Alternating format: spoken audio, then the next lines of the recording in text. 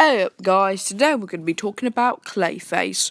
Who is Clayface? Let's find out. Clayface is a well-known bizarre villain of Batman who is a part of the Enforcing clan and likes to transform into a big monster and cause carnage, but his real love is acting. He first debuted in 1940 in the first volume of the fourth series in the Detective Comics. This is a well-known and very classical villain that in the Batman history, but the thing is, there's more to this crazy creature than meets the eyes. The Clayface was once known as Basil Carlo. Basil Carlo never stood out in high school, being bullied nor lauded. After leaving, Carlo tried to distinguish himself by becoming a famous actor. However, his acting career mirrored his school days, and he had trouble landing major parts and distinguishing himself from the pack.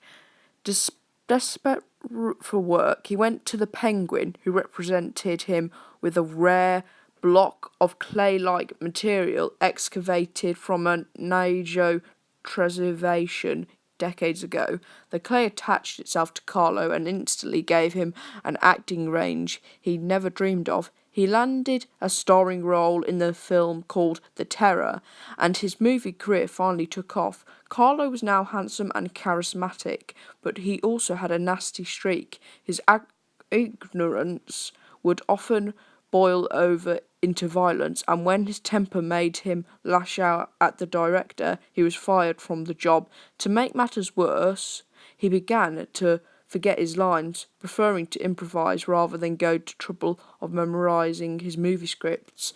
But that was the least of his worries. The ever-shifting clay formula inside him began to make it impossible for him to hold his shape for an entire day's work.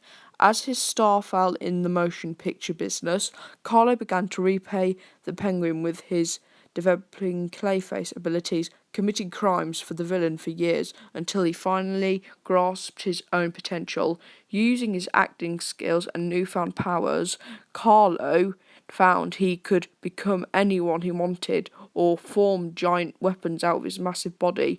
During his criminal career, he clashed repeatedly with Batman. He became one of the Dark Knight's most powerful enemies. But in the rebirth of the DC universe, comics made a different turn with this strange villain. Instead, they made him a reformed vigilante who fought alongside Batwoman in The Batman in Detective Comics. He became a lovable character who was best friends with Azrael and Orphan, and this shows that he was truly a good guy after all.